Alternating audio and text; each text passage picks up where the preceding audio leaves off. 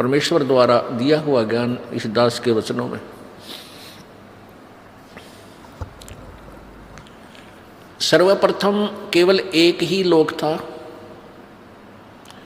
जिसको अकय लोक बोलते हैं, अनामी लोक कहते हैं। उसमें परमेश्वर कबीर जी अकेले थे। उसके बाद उस परमेश्वर ने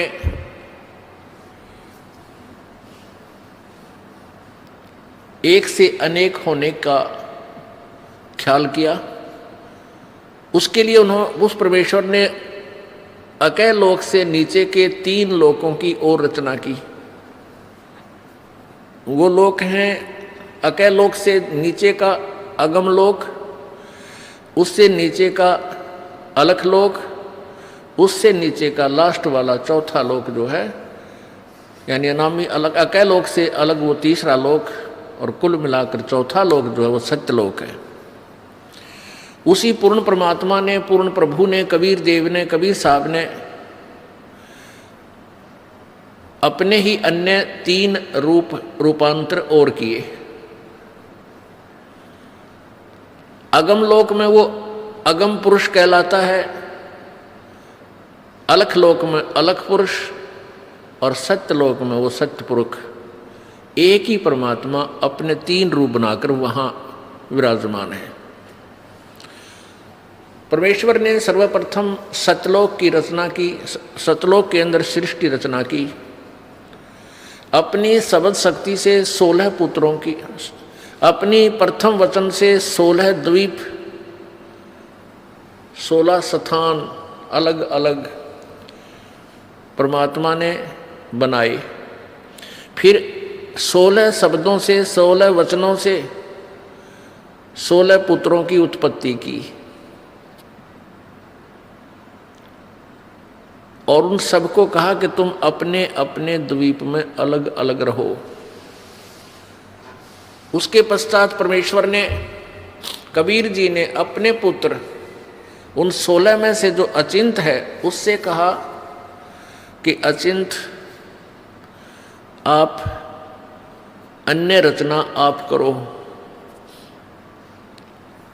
अब अचिंत ने परमेश्वर से प्राप्त शक्ति के आधार से इस अक्षर पुरुष अर्थात परब्रह्म की उत्पत्ति की। अक्षर पुरुष स्नान करने के लिए उस मान सरोवर में चला गया जो परमात्मा ने ही उन सब द्वीपों के साथ ही रचना की थी। ये सरोवर तालाब आदि एक जैसे शहर के, नगर के अंग ही होते हैं, ऐसे इस मान सरोवर के अंदर वो स्नान करने के लिए गया, क्योंकि वहाँ श्वासों से शरीर नहीं है। सतलोक में श्वासों से शरीर नहीं है, और वहाँ ऐसा शरीर है जो बगैर वायु के भी रह सकते, वहाँ जीवित रहते हैं। जैसे आप देखते हो जल के प्राणी जल में ही रहते हैं, वो बाहर वायु ग्रहण करने आते ही नहीं। तो जल के अंदर वो जाकर के उस शीतल जल में सो गया, काफ़ी समय तक बाहर नहीं आया। तब परमेश्वर कबीर जी ने, उस पूर्ण ब्रह्म ने, सत्य पुरुष ने, सतलोक के मालिक ने उस सरोवर से जल लिया, उसको अपनी शब्द शक्ति से एक अंडा बना दिया, और एक वचन से उसके अंदर एक आत्मा, अपने ही अंदर से एक आत्मा प्रवेश की। उस अंडे को जल में छोड़ दिया। वो अंडा गड़गड़ गड़गड़ करता हुआ जब जल के नीचे जाने लगा, उसकी आवाज़ से उस अक्षर पुरुष अर्थात परब्रह्म की निंद्रा भंग हो गई।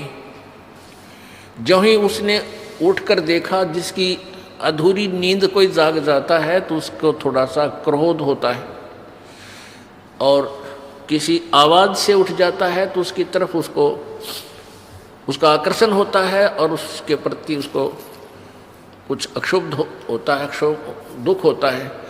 तो उस क्रोध के दृष्टि से, उस क्रोध दृष्टि से देखा उसके क्रोध के तेज से वो अंडा दो भाग हो गया और उसमें से वो ज्योत स्वरूपी निरंजन, ये ब्रह्म,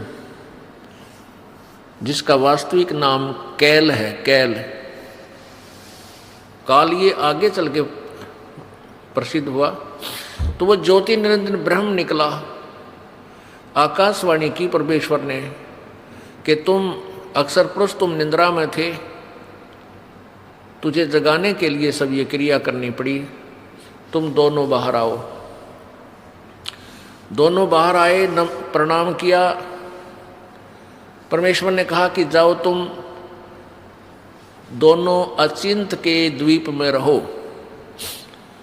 आदेश पाकर के ये दोनों वहां चले गए अचिंत के द्वीप में। उसके बाद परमात्मा ने कहा कि अचिंत, तेरे बस का नहीं है सृष्टि रचना करना, आगे से सब रचनाएं मैं स्वयं करूंगा। परमात्मा ने ये लीला इसलिए की थी कि ये बालक कहीं बाद में अपना जीवन कर्म ना बिगाड़ लें, इनकी फड़क निकाल दूं, इनका भ्रम मिटा दूं कि समर्थ ही कार्य सब कर सकता है, जीव के बस का नहीं। अचिंत चुपचाप बैठा रहा, अक्सर पुरुष वहां जा करके सो गया, उसके बस की बात नहीं, इसको कैसे जगाऊं।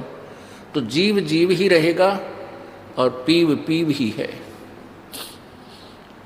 परमात्मा परमात्मा ही होता है। इसलिए परमेश्वर ने कहा कि अब तुम बीच में टांग मत अड़ाना, तुम्हारे बस का नहीं है कुछ भी, मैं स्वयं ही सब करूंगा।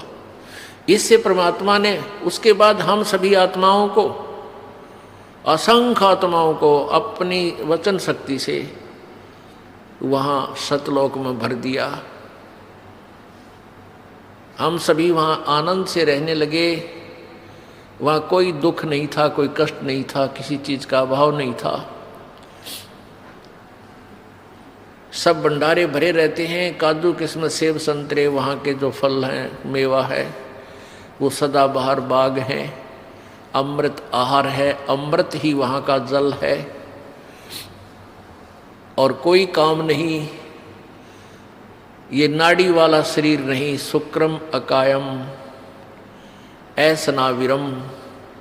वहाँ हमारा जो शरीर है वो बगैर स्नायुओं का है, और ये माता पिता के योग से बने हुई शुक्र से बना हुआ हमारा शरीर नहीं है।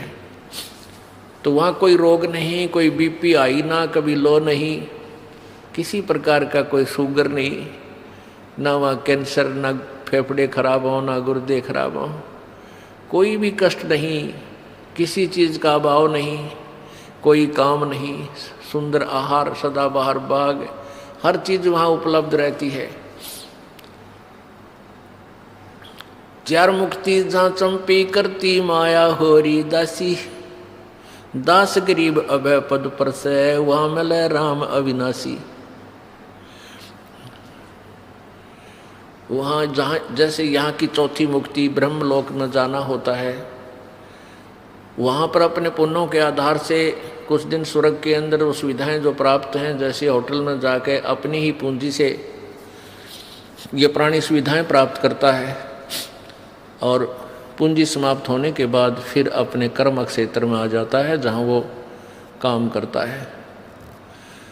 इसी प्रकार स्वर्ग महास्वर्ग चौथी मुक्ति जो प्राप्त करते हैं यहाँ की साधना से, वो ऐसा समझो जैसा शिमला के अंदर कोई सेठ साहूकार व्यक्ति, धनी व्यक्ति गर्मियों के दिनों में 2 महीना विश्राम करावे, अपने 20-30 हज़ार रुपये ले जावे और सब अपनी जेब से खाओ पियो मस्ती मारे, बर्बाद करके वापस अपनी फिर दुकान पा बैठे, फिर कर्म करे, फिर पैसे बचावे, अगली गर्मियों में फिर 2 महीने घूमे आवे।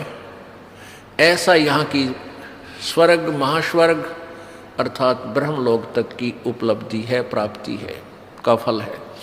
तो परमात्मा कहते हैं सतलोक के अंदर वहाँ पर ये चारों मुक्ति सदा पड़ी रहे, कभी समाप्त नहीं हो। जो सुख यहाँ की चौथी मुक्ति प्राप्त प्राणी को है, वहाँ आपका कभी समाप्त नहीं होगा, वो आपके चरणों में इतना सुख सदा रहेगा और सदा था।